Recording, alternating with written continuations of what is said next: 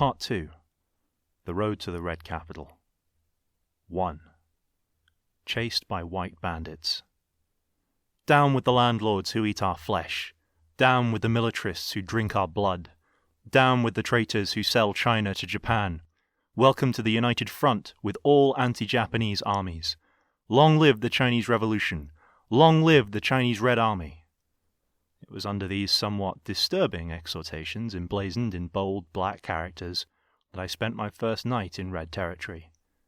But it was not in Antai, and not under the protection of any Red soldiers.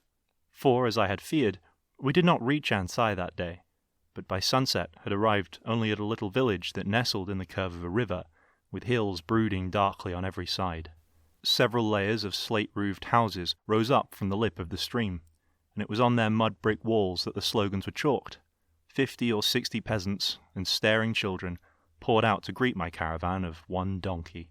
My young emissary of the Poor People's League decided to deposit me here. One of his cows had recently calved, he said. There were wolves in the neighborhood, and he had to get back to his charges. Antai was still 10 miles distant, and we could not get there easily in the dark. He turned me over for safekeeping to the chairman of the local branch of the Poor People's League.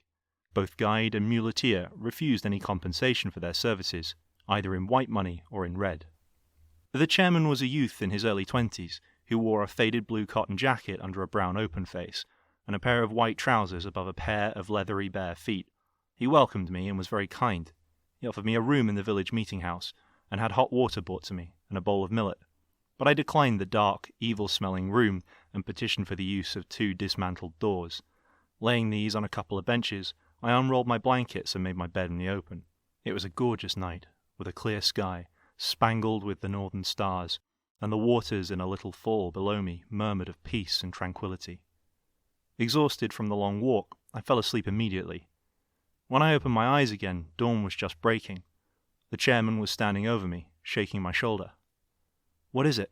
You had better leave a little early. There are bandits near here, and you ought to get to Antai quickly." Bandits? He was not talking about Reds. He meant white bandits. I got up without further persuasion. I did not want anything to happen to me so ridiculous as being kidnapped by white bandits in Soviet China. White bandits were, in the Kuomintang's terminology, called Mintuan, or People's Corps, just as red bandits were in Soviet terminology called Yujidui, roving bands, Red Partisans. In an effort to combat peasant uprisings, the Mintuan forces had increasingly been organized by the Kuomintang. They functioned as an organic part of the Baojia system, an ancient method of controlling the peasantry which was now being widely imposed by both the Kuomintang in China and the Japanese in Manchukuo. Baojia literally means guaranteed armor. One jia consisted of approximately 10 families, with a headman supposedly elected but usually appointed by the local magistrate. One bao was made up of approximately 10 jia.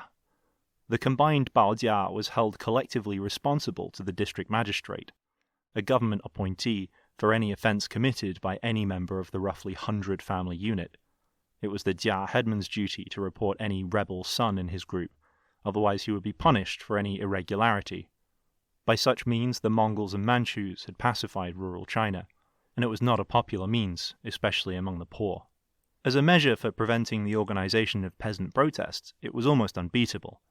Since headmen of the baojia were nearly always rich farmers, landlords, pawnbrokers, or moneylenders, most zealous of subjects, naturally they were not inclined to guarantee any tenant or debtor peasants of a rebellious turn of mind. Yet not to be guaranteed was a serious matter. An unguaranteed man could be thrown in jail on any pretext as a suspicious character. This meant, in effect, that the whole peasantry was placed at the mercy of the gentry, who at any time could ruin a man by refusing to guarantee him. Among the functions of the baojia, and a very important one, was the collection of taxes for the maintenance of the Mintuan, or militia. The Mintuan was selected, organized, and commanded by the landlords and gentry. Its primary duties were to help fight communism, to help collect rents and sharecrop debts, to collect loans and interest, and to support the local magistrates' efforts to gather in their taxes. Hence it happened that, when the Red Army occupied a territory, its first as well as its last enemy was the Mintuan. For the Mintuan had no base except in the landlords who paid them, and they lost that base when the Reds came in. Class war in China was best seen in the struggles between the Mintuan and the Red Partisans, for here very often was a direct, armed conflict between landlords and their former tenants and debtors. Mintuan mercenaries numbered hundreds of thousands, and were most important auxiliaries of the some 2 million nominally anti-Red troops of China. Now, although there was a truce between the Red Army and the Kuomintang Army on this front, attacks by the Mintuan on the Red Partisan brigades continued intermittently.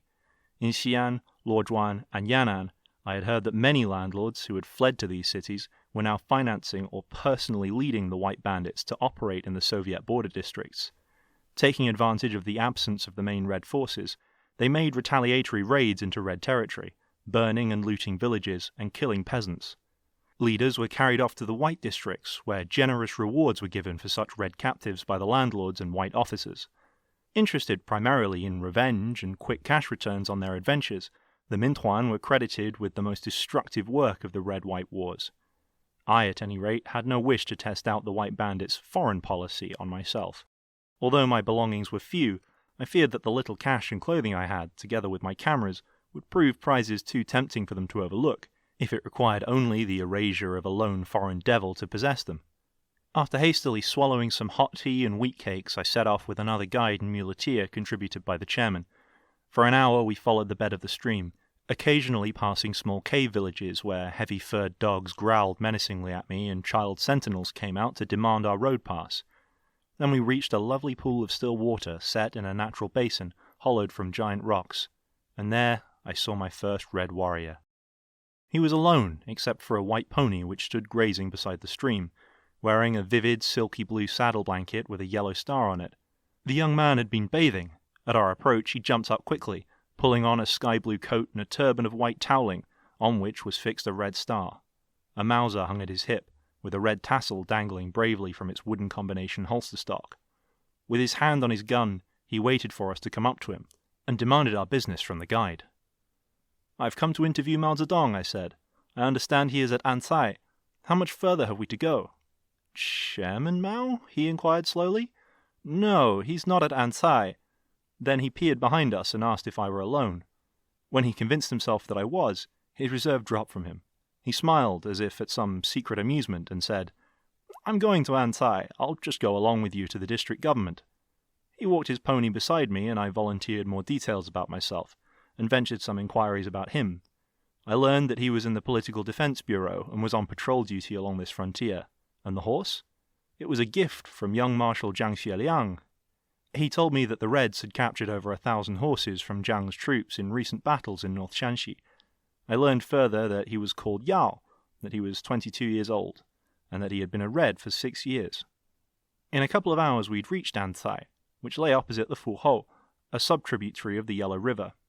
A big town on the map, Anzai turned out to be little but the pretty shell of its walls. The streets were completely deserted and everything stood in crumbling ruins. The town was completely destroyed over a decade ago by a great flood, Yao explained.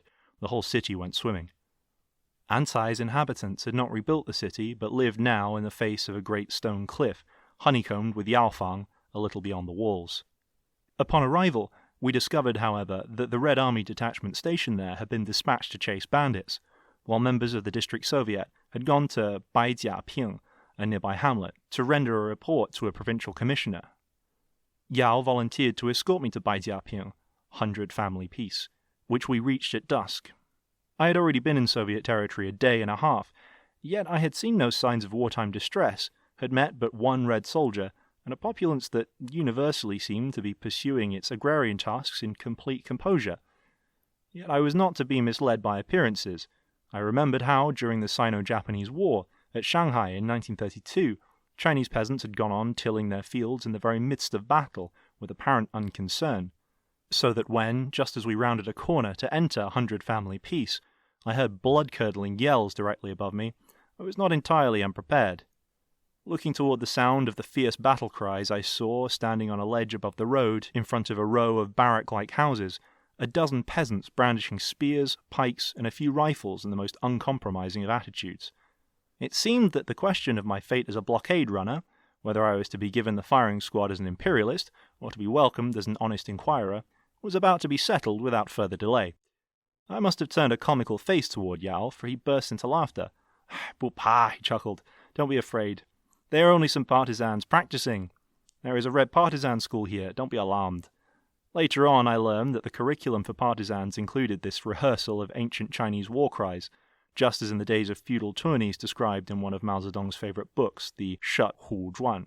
And having experienced a certain frigidity of spine as an unwitting subject of the technique, I could testify that it was still very effective in intimidating an enemy. I had just sat down and began an interview with a Soviet functionary to whom Yao had introduced me in Baijiaping, when a young commander wearing a Sam Brown belt stumbled up on a sweating horse and plunged to the ground. He looked curiously at me, and it was from him that I heard the full details of my own adventure.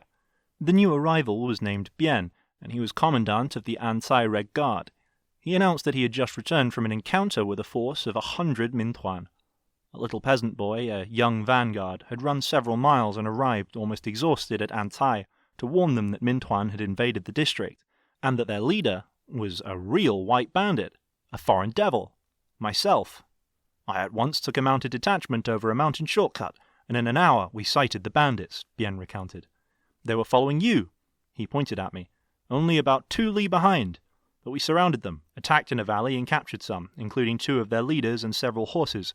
The rest escaped toward the frontier. As he concluded his brief report, some of his command filled into the courtyard, leading several of the captured mounts. I began to wonder if he really thought I was leading the Mintuan. Had I escaped from whites, who, had they seized me in no man's land, undoubtedly would have called me a red, only to be captured by the reds and accused of being a white?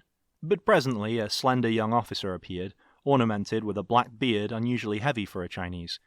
He came up and addressed me in a soft, cultured voice. "Hello," he said.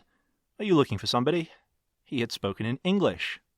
And in a moment I learned that he was the notorious Zhou Enlai. 2. The Insurrectionist. After I had talked for a few minutes with Zhou Enlai and explained who I was, he arranged for me to spend the night at Baijiaping, and asked me to come next morning to his headquarters in a nearby village. I sat down to dinner with a section of the communications department, which was stationed here, and met a dozen young men who were billeted in Baijiaping. Some of them were teachers in the partisan school, one was a radio operator, and some were officers of the Red Army. Our meal consisted of a boiled chicken, unleavened whole wheat bread, cabbage, millet, and potatoes, of which I ate heartily.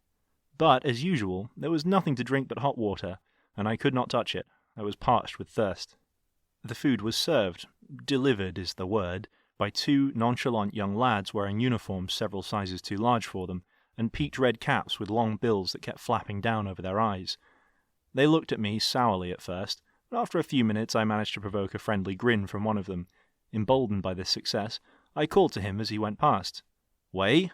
Hey," I called. "Bring us some cold water." The youth simply ignored me. In a few minutes I tried the other one, with no better result. Then I saw that Li Kenong, head of the communications section, was laughing at me behind his thick lensed goggles. He plucked my sleeve. "You can call him Little Devil," he advised, "or you can call him Comrade, but you cannot call him Wei. In here, everybody is a comrade. These lads are young vanguards, and they are here because they are revolutionaries and volunteer to help us. They are not servants. They are future Red Warriors." Just then the cold water did arrive. "Thank you," I said apologetically, "comrade." The young vanguard looked at me boldly. "Never mind that," he said. "You don't thank a comrade for a thing like that." I had never before seen so much personal dignity in any Chinese youngsters. This first encounter was only the beginning of a series of surprises that the young vanguards were to give me, for as I penetrated deeper into the Soviet districts, I was to discover in these red-cheeked little red devils, cheerful, gay, energetic, and loyal, the living spirit of an astonishing crusade of youth. It was one of those sons of Lenin, in fact, who escorted me in the morning to Zhou Enlai's headquarters. That turned out to be a bomb-proof hut, half cave, surrounded by many others exactly like it, in which farmers dwelt undismayed by the fact that they were in a battle area, and that in their midst was the Red Commander of the Eastern Front. The quartering of a few troops in the vicinity did not seem to have disturbed the rustic serenity. Before the quarters of Zhou Enlai, for whose head Chiang Kai-shek had offered $80,000, was one sentry. Inside I saw that the room was clean, but furnished in the barest fashion. A mosquito net hanging over the clay hung was the only luxury observable. A couple of iron dispatch boxes stood at the foot of it, and a little wooden table served as a desk. Zhou was bending over it reading radiograms when the sentry announced my arrival. I have a report that you are a reliable journalist, friendly to the Chinese people, and that you can be trusted to tell the truth, said Zhou. This is all we want to know. It does not matter to us that you are not a communist. We will welcome any journalist who comes to see the Soviet districts. It is not we, but the Kuomintang who prevent it. You can write about anything you see, and you will be given every help to investigate the Soviet districts. Evidently, the report about me had come from the Communist secret headquarters in Xi'an. The Reds had radio communication with all important cities of China, including Shanghai, Hangzhou, Nanjing, and Tianjin.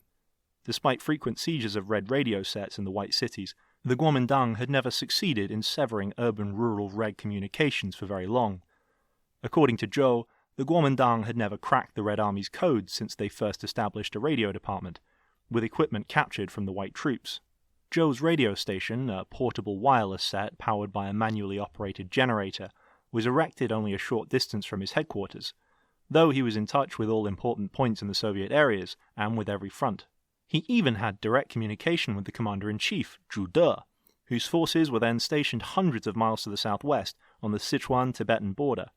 There was a radio school in Bao'an, temporary Soviet capital in the northwest, where about 90 students were being trained as radio engineers. They picked up the daily broadcasts from Nanjing, Shanghai, and Tokyo, and furnished news to the press of Soviet China. Zhou squatted before his little desk and put aside his radiograms, mostly reports, he said, from units stationed at various points along the Yellow River opposite Shanxi province, the Reds' eastern front. He began working out a suggested itinerary for me. When he finished, he handed me a paper containing items covering a trip of 92 days. This is my recommendation, he said, but whether you follow it is your own business. I think you will find it an interesting journey. But 92 days? And almost half of them to be spent on foot or horseback. What was there to be seen? Were the Red districts so extensive as that? As it turned out, I was to spend much longer than he had suggested, and in the end to leave with reluctance because I had seen so little. Zhou promised me the use of a horse to carry me to Bao'an, 3 days distant, and arranged for me to leave the following morning, when I could accompany part of the communications corps that was returning to the provincial capital. I learned that Mao Zedong and other Soviet functionaries were there now, and Zhou agreed to send a radio message to them telling of my arrival. As we talked, I had been studying Zhou with deep interest. Like many Red leaders, he was as much a legend as a man, slender and of medium height, with a slight wiry frame. He was boyish in appearance despite his long black beard, and had large, warm, deep-set eyes. A certain magnetism about him seemed to derive from the combination of personal charm and assurance of command. His English was somewhat hesitant and difficult. He told me he had not used it for 5 years. The account below is based on notes of our conversation at that time. Zhou was born in 1899 in Hui'an, Jiangsu, in what he called a bankrupt Mandarin family. His mother was a native of Shaoxing, Zhejiang province. Zhou was given, at the age of 4 months, to the family of his father's younger brother. The brother was about to die without issue when Zhou's father, to assure him of male posterity on the family tablets, presented him with Enlai to rear as his own son. My aunt became my real mother when I was a baby, said Zhou. I did not leave here for even 1 day until I was 10 years old, when she and my natural mother both died. Zhou's paternal grandfather was a scholar who served as a magistrate in Huai'an County, North Jiangsu, during the Manchu dynasty. It was there that Zhou spent his childhood, while his father, Zhou Enlai, who had passed the imperial examinations, vainly waited for a magistracy, and died while Zhou was still an infant. His foster mother, whom Zhou called Mother, was highly literate, and that was not general then among officials' wives. Still more uncommon, she liked fiction and forbidden stories of past rebellions, to which she introduced Zhou as a child. His early education was in a family school under a private tutor who taught classical literature and philosophy to prepare one for official life. After his 2 mothers died, Zhou was sent to live with another aunt and uncle, his father's older brother, who was also an official in Fengtian, Manchuria. He began to read illegal books and papers written or inspired by such reformists as Liang Qichao. At the age of 14, Zhou entered Nankai Middle School in Tianjin. The monarchy had been overthrown, and Zhou now finally came under the influence of the Kuomintang, or nationalist party, founded by Dr. Sun Yat-sen. Japan had provided hospitality to Sun Yat-sen during his agitation against the monarchy. Sun still found refuge there as he prepared to overthrow corrupt warlords who had seized the republic. Zhou himself went to Japan in 1917, the year that he graduated from Nankai Middle School. While learning Japanese, Zhou was an auditor student at Waseda University in Tokyo and at the University of Kyoto. He also became widely acquainted with revolution-minded Chinese students in Japan during his 18 months there, and kept in touch through letters and reading with events in Beijing. In 1919, the former director of Nankai Middle School, Zhang Boling, became chancellor of the newly organized Nankai University of Tianjin. Zhou left Japan to enroll there at Zhang's invitation. Meanwhile, his relatives, a spendthrift lot, Zhou called them, had become so impoverished that they could provide no support for Zhou's college plans. Zhang Boling gave Zhou a job that paid enough to meet costs of tuition, lodging, and books. During my last 2 years at Nankai Middle School, I had received no help from my family. I lived on a scholarship which I won as best student in my class. In Japan, I had lived by borrowing from friends. Now, at Nankai University, I became editor of the Xiexiang Lianhuo Huibao, the students' union paper, which helped cover some expenses. Zhou managed to do that despite 5 months spent in jail in 1919 as leader of Nankai's student rebellion, which grew out of the May 4th movement. During that period, Zhou helped to form the Jiewu or Awakening Society, a radical group whose members later became, variously, anarchists, nationalists, and communists. One of them was Deng Yingchao, whom Zhou was to marry in 1925. The Awakening Society existed until the end of 1920, when 4 of its founders, led by Zhou, went to France as part of the work-study program organized by Chen Duxiu and other Francophiles. Before going to France, said Zhou, I read translations of the Communist Manifesto, Kautsky's Class Struggle, and the October Revolution. These books were published under the auspices of the New Youth, edited by Chen Duxiu. I also personally met Chen Duxiu, as well as Li Dazhao, who were to become founders of the Chinese Communist Party. Zhou made no reference to any meeting with Mao Zedong at that time. I sailed for France in October 1920.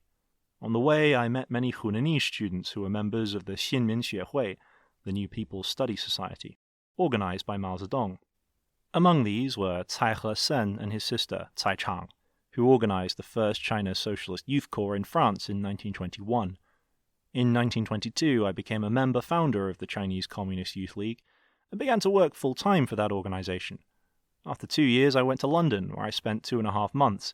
I did not like it. Then I went to Germany and worked there for a year, helping to organize.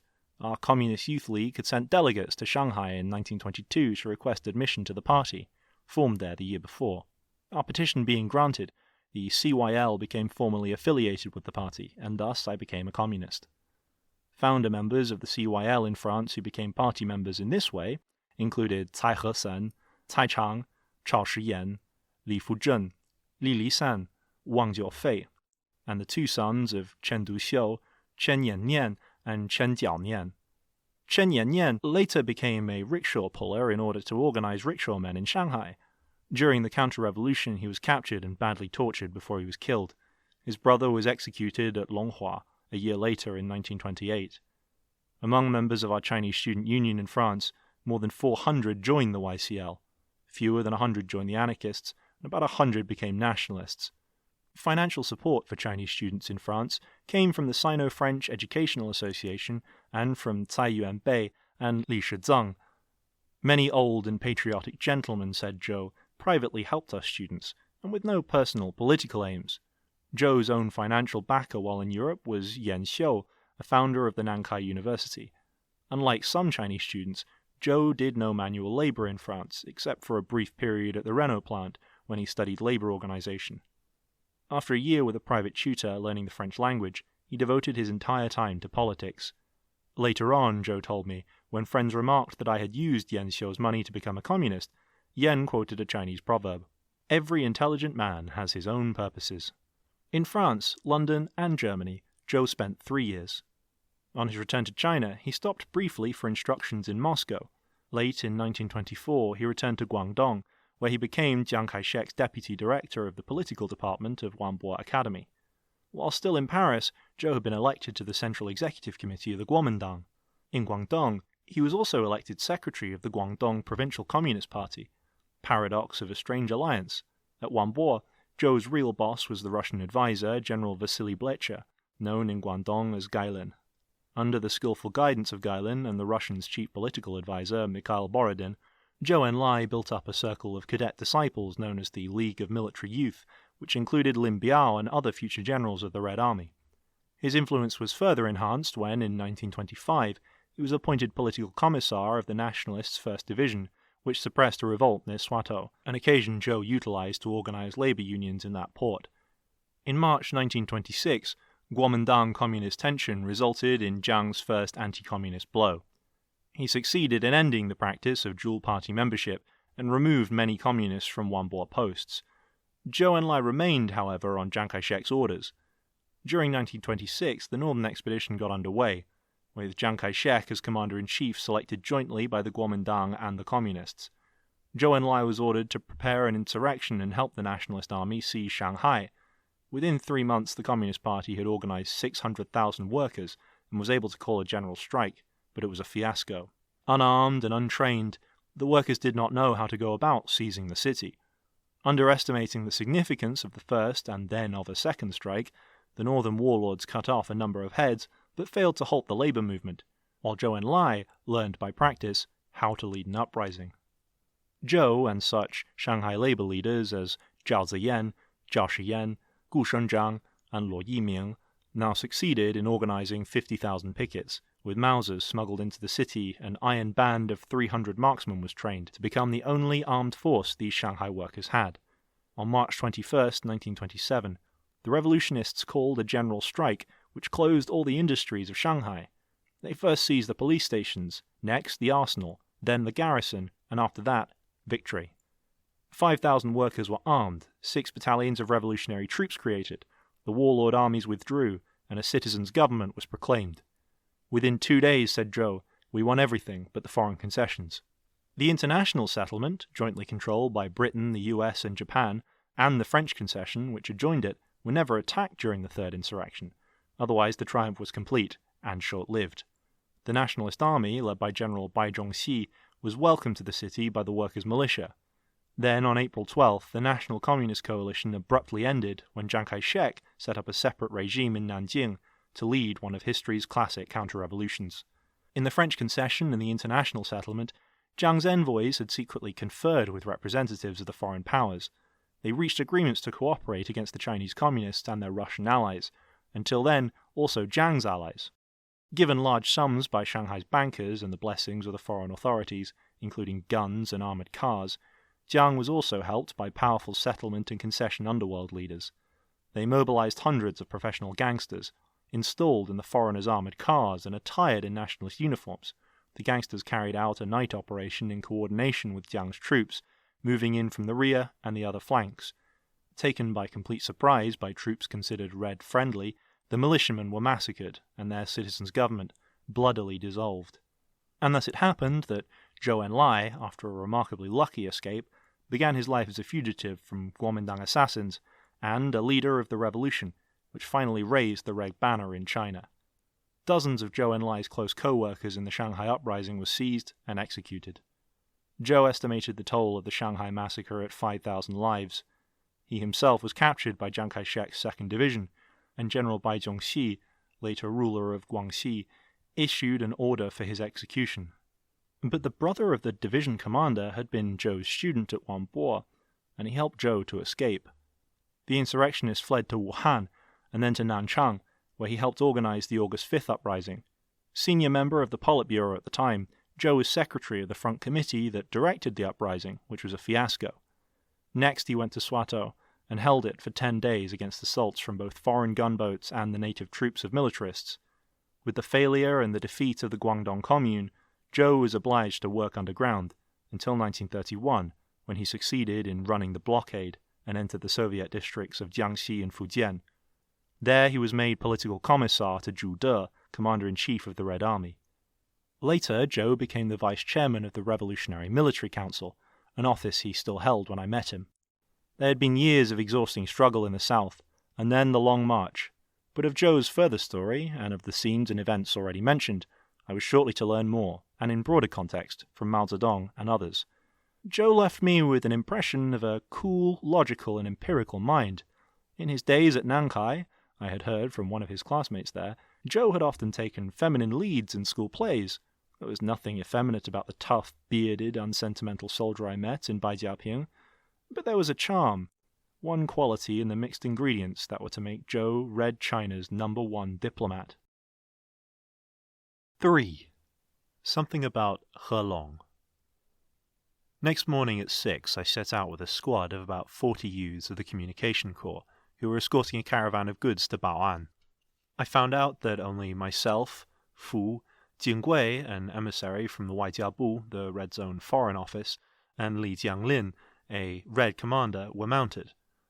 It may not be precisely the word. Fu had a privileged perch on a stout but already heavily laden mule. Li Jianglin rode an equally overburdened ass, and I was vaguely astride the lone horse, which at times I could not be quite sure was really there at all. My animal had a quarter-moon back and a camel gait. His enfeebled legs wobbled so that I expected him at any moment to buckle up and breathe his last. He was especially disconcerting as we crept along the narrow trails hewn from steep cliffs that rose up from the riverbed we followed. It seemed to me that any sudden shift of my weight over his sunken flanks would send us both hurtling to the rocky gorge below. Li Jianglin laughed down from his pyramid of luggage at my discomfiture. "That's a fine saddle you are sitting, Tongzhi, but what is that underneath it?" At his jibe, I could not resist commenting, "Just tell me this, Li Jianglin. How can you fight on dogs like these? Is this how you mount your red cavalry?" "Ah, 不是. No, you will see. Is your steed Huaila? Well, it's just because we have bad ones like this at the rear that our cavalry is unbeatable at the front. If there is a horse that is fat and can run, not even Mao Zedong can keep him from the front. Only the worn-out dogs we use in our rear. And that's how it is with everything. Guns, food, clothing, horses, mules, camels, sheep. The best go to our red fighters. If it is a horse you want, Tongzhi, go to the front." But men? Li explained that it was easier to spare a good man from the front than a good horse, and Commander Li was a good man, a good Bolshevik, and a good storyteller. He'd been a Red for 10 years and was a veteran of the Nanchang uprising of 1927, when communism first became an independent force in China. As I rode, walked, panted, and thirsted up and down the broken hills of Shanxi beside Commander Li, he recounted incidents and anecdotes one after another, and sometimes, when pressed again and again, he even stopped to talk about himself. A Hunanese, Li had been a middle school student when he joined the Kuomintang and began to take part in the Great Revolution. He must have entered the Communist Party in the early 20s. He had worked as a labor organizer with Deng Fa in Hong Kong during the Great Seamen's Strike of 1922. He said that in 1925 he had been sent as part of a communist-led delegation to see He Long, who already had a reputation as a bandit leader. Li's reminiscences are here presented as part of the Red Army legend. He Long's men were not bandits even then, Li told me as we sat resting one day beneath some trees that stood beside a cool stream. His father had been a leader of the Gelao Hui, and He Long inherited his prestige, so that he became famous throughout Hunan when still a young man. Many stories are told by the Hunanese of his bravery as a youth. His father was a military officer in the Qing dynasty, and one day he was invited to a dinner by his fellow officers. He took his son He Long with him. His father was boasting of He Long's fearlessness, and one of the guests decided to test it out. He fired off a gun under the table. They say that He Long didn't even blink. When we met him, he had already been commissioned by the provincial army. He then controlled a territory through which rich opium caravans had to pass from Yunnan to Hankou, and he lived by taxing them, and did not rob the people. His followers did not rape or carouse, like the troops of many warlord armies, and he did not let them smoke opium. They kept their rifles clean, but it was the custom there to offer opium to guests. He Long himself did not smoke, but when we arrived he had opium pipes and opium brought to the Kang, and over these we talked about revolution. The head of our propaganda committee was Zhou Enlai, a communist, who had some family connection with He Long. We talked to him for 3 weeks.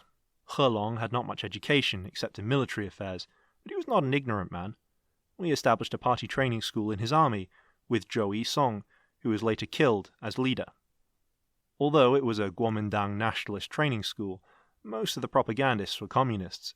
Many students entered the school and later became political leaders. Besides He Long's army, the school furnished political commissioners for the 3rd Division under Yuan Zuoming, who was then commander of the Left Route Army. Yuan Zuoming was assassinated by agents of Tang Shengzhi, and the 3rd Division was given to He Long. His enlarged command was called the 20th Army, which became part of the main 4th Group Army, under the left Kuomintang general, Zhang Fagui. What happened to He Long after the Nanchang uprising? His forces were defeated. He and Zhu De moved to Shantou. They were defeated again. The remnant of his army went into the interior, but He Long escaped to Hong Kong. Later he smuggled himself to Shanghai, and then, disguised, he returned to Hunan. It is said of He Long that he established a Soviet district in Hunan with one knife. This was early in 1928. He Long was hiding in a village, plotting with members of the Gelao Hui, when some Kuomintang tax collectors arrived. Leading a few villagers, he attacked the tax collectors and killed them with his own knife, and then disarmed the tax collectors' guard. From this adventure he got enough revolvers and rifles to arm his first peasants' army. He Long's fame in the Gelao Hui, the Elder Brother Society, extended all over China. The Reds said that he could go unarmed into any village of the country, announce himself to the Elder Brother Society, and form an army. The society's special ritual and language were quite difficult to master, but He Long had the highest degrees and was said to have more than once enlisted an entire Gelao Hui branch in the Red Army. His eloquence as a speaker was well known in the Kuomintang. Li said that when he spoke, he could raise the dead to fight.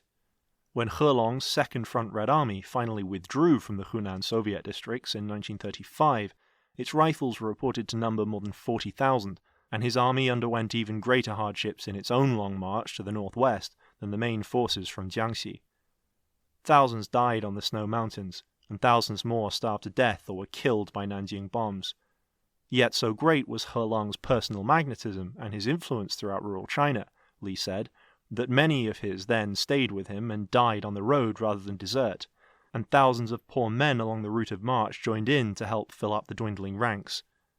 In the end, he reached eastern Tibet, where he finally connected with Zhu De with about 20,000 men, most of them barefoot, half-starved, and physically exhausted. After several months of recuperation, his troops were now on the march again, into Gansu, where they were expected to arrive in a few weeks.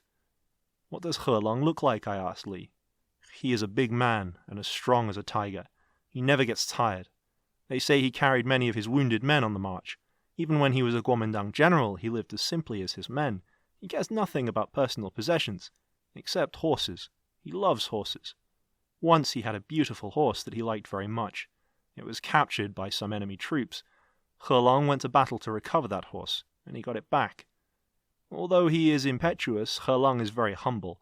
Since he joined the Communists, he has been faithful to the party, and has never broken party discipline. He always asks for criticism, and listens carefully to advice. His sister is much like him, a big woman with large unbound feet. She's led Red troops into battle herself, and carried wounded men on her back. So has He Long's wife. He Long's hatred of the rich had become legendary in China. It was said that landlords and gentry used to flee without further ado, even from places well guarded by Nanjing troops, if He Long was reported as far as 200 li, for he was famous for the swiftness of his movements. Once He Long arrested a Swiss missionary named Bossard, and a military court sentenced him to 18 months' imprisonment for alleged espionage. The Reverend Bossard's sentence had still not been completed when He Long began the long march, but he was ordered to move with the army. He was finally released during the march when his sentence expired, and was given travelling expenses to Yunnan Fu. Rather to most people's surprise, the Reverend Bossard brought out few harsh words about He Long. On the contrary, he was reported to have remarked, "If the peasants knew what the communists were like, none of them would run away." It was the noon halt, and we decided to bathe in the cool, inviting stream. We got in and lay on a long, flat rock while the shallow water rippled over us in cool sheets. Some peasants went past, driving a big cloud of sheep before them. Overhead the sky was clear and blue. There was nothing but peace and beauty here. And it was that odd midday moment when the world for centuries had been like this, with only peace, beauty, and contentment. I asked Li Jianglin if he were married. "I was," he said slowly. "My wife was killed in the south, by the Kuomintang." 4. Red Companions. North Shanxi was one of the poorest parts of China I'd seen, not excluding western Yunnan. There was no real land scarcity, but there was in many places a serious scarcity of real land, at least real farming land. Here in Shanxi a peasant could own as much as 100 mo of land, and yet be a poor man. A landlord in this country had to possess at least several hundred mo of land, and even on a Chinese scale he could not be considered rich unless his holdings were part of the limited and fertile valley land where rice and other valued crops could be grown. The farms of Shanxi could be described as slanting, and many of them also as slipping, for landslides were frequent. The fields were mostly patches laid on the serried landscape, between crevices and small streams. The land seemed rich enough in many places, but the crops grown were strictly limited by the steep gradients, in both quantity and quality. There were few genuine mountains, only endless broken hills. Their sharp-angled shadowing and the colouring changed miraculously with the sun's wheel, and toward dusk they became a magnificent sea of purpled hilltops with dark velvety folds running down, like the pleats on a mandarin's skirt, to ravines that seemed bottomless. After the first day I rode little, not so much out of pity for the languishing nag, but because everyone else marched. Li Jianglin was the oldest warrior of the company. Most of the others were lads in their teens, hardly more than children. One of these was nicknamed Lao Go, the old dog, and walking with him I asked why he had joined the Reds. He was a southerner, and had come all the way from the Fujian Soviet districts on the Red Army's 6,000-mile expedition which foreign military experts refused to believe possible. Yet here was old dog, 17 years old, and actually looking 14. He had made that march and thought nothing of it. He said he was prepared to walk another 25,000 li if the Red Army did. With him was a lad nicknamed Local Cousin, and he had walked almost as far, from Jiangxi. Local Cousin was 16. Did they like the Red Army, I asked? They looked at me in genuine amazement. It had evidently never occurred to either of them that anyone could not like the Red Army. "The Red Army has taught me to read and write," said old dog. "Here I've learned how to operate a radio, and how to aim a rifle straight. The Red Army helps the poor." "Is that all?" "It is good to us, and we are never beaten," added Local Cousin. "Here everybody is the same. It's not like the white districts where poor people are slaves of the landlords and the Kuomintang. Here everybody fights to help the poor and to save China. The Red Army fights the landlords and the white bandits, and the Red Army is anti-Japanese. Why should anyone not like an army such as this?" There was a peasant lad who had joined the Reds in Sichuan, and I asked him why he had done so. He told me that his parents were poor farmers, with only 4 mo of land, less than an acre, which wasn't enough to feed him and his 2 sisters. When the Reds came to his village, he said, all the peasants welcomed them, bought them hot tea and made sweets for them. The Red dramatists gave plays. It was a happy time. Only the landlords ran. When the land was redistributed, his parents received their share, so they were not sorry, but very glad when he joined the poor people's army. Another youth, about 19, had formerly been an ironsmith's apprentice in Hunan, and he was nicknamed Tie Lao Hu, the Iron Tiger. When the Reds arrived in his district, he had dropped bellows, pans, and apprenticeship, and clad only in a pair of sandals and trousers, hurried off to enlist. Why? Because he wanted to fight the masters who starved their apprentices, and to fight the landlords who had robbed his parents. He was fighting for the revolution, which would free the poor. The Red Army was good to people and did not rob them and beat them like the white armies. He pulled up his trouser leg and displayed a long white scar, a souvenir of battle. There was another youth from Fujian, one from Zhejiang, several more from Jiangxi and Sichuan, but the majority were natives of Shanxi and Gansu. Some had graduated from the young vanguards and, though they looked like infants, had already been Reds for years. Some had joined the Red Army to fight Japan, 2 had enlisted to escape from slavery, 3 had deserted from the Kuomintang troops, but most of them had joined because the Red Army is a revolutionary army, fighting landlords and imperialism. Then I talked to a squad commander who was an older man of 24. He'd been in the Red Army since 1931. In that year his father and mother were killed by a Nanjing bomber, which had also destroyed his house in Jiangxi. When he got home from the fields and found both his parents dead, he had at once thrown down his hoe, bidden his wife goodbye, and enlisted with the communists. One of his brothers, a Red Partisan, had been killed in Jiangxi in 1935. They were a heterogeneous lot, but more truly national in composition than ordinary Chinese armies, usually carefully segregated according to provinces. Their different provincial backgrounds and dialects did not seem to divide them, but became the subject of constant good-natured rivalry. I never saw a serious quarrel among them. In fact, during all my travel in the Red districts, I was not to see a single fistfight between Red soldiers, and among young men I thought that remarkable. Though tragedy had touched the lives of nearly all of them, they were perhaps too young for it to have depressed them much. They seemed to me fairly happy, and perhaps the first consciously happy group of Chinese proletarians I'd seen. Passive contentment was the common phenomenon in China, but the higher emotion of happiness, which implies a feeling of positiveness about existence, was rare indeed. They sang nearly all day on the road, and their supply of songs was endless.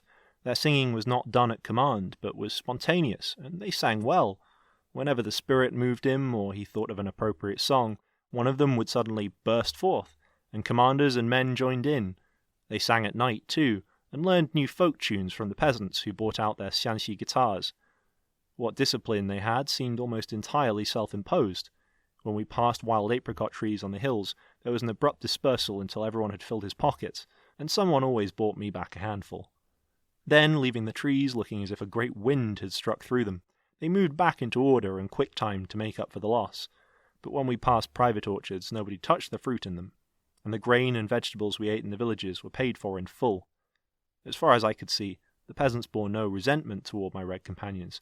Some seemed on close terms of friendship, and very loyal, a fact probably not unconnected with a recent redivision of land and the abolition of taxes. They freely offered for sale what edibles they had and accepted Soviet money without hesitation. When we reached a village at noon or sunset, the chairman of the local Soviet promptly provided quarters, and designated ovens for our use. I frequently saw peasant women or their daughters volunteer to pull the bellows out the fire of our ovens, and laugh and joke with the Red Warriors, in a very emancipated way for Chinese women, especially Shanxi women. On the last day we stopped for lunch at a village in a green valley, and here all the children came round to examine the first foreign devil many of them had seen. I decided to catechize them. "What is a communist?" I asked. "He is a citizen who helps the Red Army fight the white bandits and the Japanese," one youngster of 9 or 10 piped up. "What else?" "He helps fight the landlords and the capitalists." "But what is a capitalist?" That silenced one child, but another came forward. "A capitalist is a man who does not work, but makes others work for him." Oversimplification, perhaps, but I went on. "Are there any landlords or capitalists here?" "No!" they all shrieked together. "They've all run away." "Run away from what?" "From our Red Army." "Our army?" A peasant child talking about his army? Well, obviously it wasn't China, but if not, what was it? Who could have taught them all this? I was to learn who it was when I examined the textbooks of Red China and met old Santa Claus, Zhou Enlai, once president of a normal school in Hunan, now Soviet Commissioner of Education.